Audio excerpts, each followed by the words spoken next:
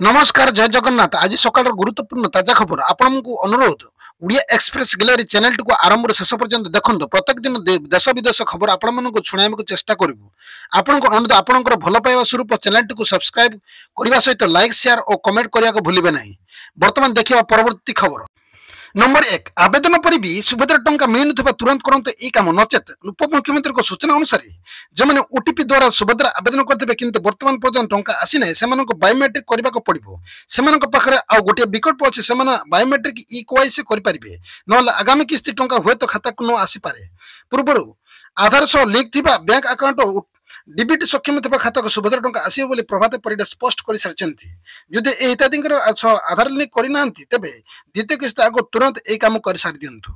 Number 2 24 घंटा 4 जिला yellow warning 2 दिन घन कुहुड़ी सारा राज्य में शीत लहरी लग रही बेले एवं दिन को दिन पारद खसबार लगी यार प्रभाव शीत अनुभूत हो राज्य आहरी शीत बढ़ और विशेषकर उपात और पहाड़िया अंचल मान अधिक शीत अनुभूत हो पाणीपाग केन्द्र पक्षर सतर्क सूचना जारी पाणीपाग केन्द्र सूचना अनुसार शीतर आ 24 घंटा थर समग्र राज्य शीत नहीं 24 घंटा 4 जिला को येलो वार्निंग जारी कर झारसुगुड़ा अनुगुड़ जगतसिंहपुर और सुंदरगढ़ जिला को येलो वार्निंग जारी कर 2 दिन घन कुहुड़ी नहीं कोरापुट और कंधमाल जिला सतर्क सूचना दी जाएगी। आज राज्य 10 डिग्री तले रेकर्ड हो 15 सहर तापमात्रा आसंता काली जाए एम स्थिति रही पाणीपाग विभाग पूर्वानुमान करिछि।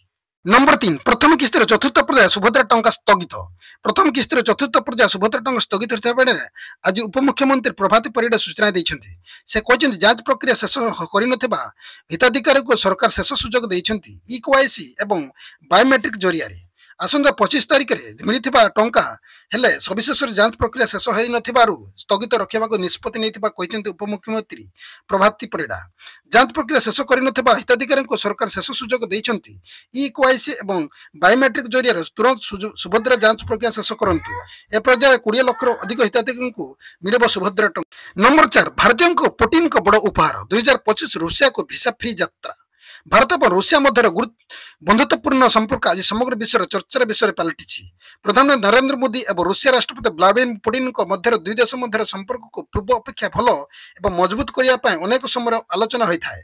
वर्तमान रूसिया पुणी थे बंधुत्वपूर्ण संपर्क एक उदाहरण सृष्टि कर भारतीय मान बड़ उपहार 2025 मसीह भारतीय मान रूसिया भिसा मुक्त यात्रा मजा उठाइबे। हिंदुस्तान टाइम्स रिपोर्ट अनुसार रूसिया नूतन भिसा लागू करने भारतीय माने बिना भिसा रूसिया जापर महापूर्व जून मासर रूसिया और भारत परस्पर भिसा प्रतिबंधक ह्रास करने द्विपाक्षिक चुक्ति उपर आलोचना कर प्रकाश पाइला तेज अगस्ट 2023 रूसिया यात्रा करने भारतीय मान इ भिसा योग्य विवेचित हेबे। नंबर 5 आज लोकसभा आगत हम गोटे देश गोटे निर्वाचन बिल संपर्क एक बड़ खबर सामना को आसुची आज अर्थात 17 डिसेम्बर 2024 मंगलवार दिन एक देश गोटे निर्वाचन संबंधी बिल लोकसभा आगत हो जना पड़ी। केंद्र आईन मंत्री अर्जुन राम मेघवाल यह बिल उपस्थापन करेंगे। वन नेशन वन इलेक्शन हूँ मोदी सरकार सबुठ गुरुत्वपूर्ण निर्वाचन प्रतिश्रुति सूचना अनुसार लोकसभा और विधानसभा निर्वाचन एका संगे करने उद्दिष्ट संविधान और संसद बिल मंगलवार संसद आगत होबार संभावना रही।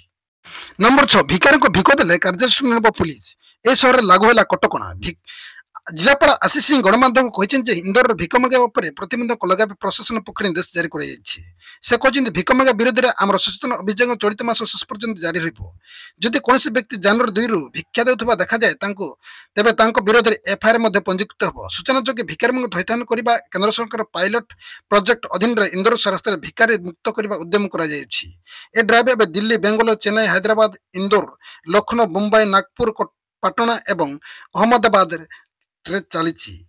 नंबर 7 हाबिलदार कनेस्टेबल मान मिल 1 मासर अधिक दरमा हाबिलदार कनेस्टेबल मान मिल 1 मासर अधिक दरमा मोटरसाइकेल भत्ता बाबद को पाइबे 1000 टंका पोशाक भत्ता मिल 10,000 टंका मुख्यमंत्री पुलिस ड्यूटी मीट रे जोगदे ए घोषणा कर मुख्यमंत्री मोहन चरण माझी हाबिलदार कनेस्टेबल और सिपाही मैंने एथर वर्षर 1 मासर दरमा अधिक पाइबे नूतन वेतन हार में दरमा प्रदान कर मुख्यमंत्री मोहन चरण माझी सूचना देते हाबिलदार मान कनेक्स मैंने पूर्व साइकेल भत्ता बाबद को मात्र 300 टंका पाउथिले एबे मोटरसाइकेल भत्ता बाबद 1000 टंका पाइबे मुख्यमंत्री ଓଡ଼ିଶା ପୁଲିସ ଓଏସିପି ହାବିଲଦାର କନେଷ୍ଟବଳ ଓ ସିପାହୀ ସଂଘ ମହାସଂଘ ବାର୍ଷିକ ଉତ୍ସବ ଅବସରରେ ଘୋଷଣା କରିଛନ୍ତି। ଏହା ସହ ପୂର୍ବରୁ ପୋଷାକ ଭତ୍ତା 5,000 ବଦଳରେ ଏଣିକି 10,000 ଟଙ୍କା ମିଳିବ ବୋଲି ମୁଖ୍ୟମନ୍ତ୍ରୀ ଘୋଷଣା କରିଛନ୍ତି। ଏହା ସହ ଚତୁର୍ଥ ଶ୍ରେଣୀ କର୍ମଚାରୀ ନିଯୁକ୍ତି ସମ୍ପର୍କରେ ଆବଶ୍ୟକ ପଦକ୍ଷେପ ନିଆଯିବ ବୋଲି ମୁଖ୍ୟମନ୍ତ୍ରୀ କହିବା ସହ ଭୁବନେଶ୍ୱରଠାରେ ମହାସଂଘ ଓ ନୂତନ ଗୃହ ନିର୍ମାଣ ପାଇଁ ଆବଶ୍ୟକ ଅର୍ଥ ଯୋଗାଇ ଦିଆଯିବ ବୋଲି ସେ କହିଛନ୍ତି।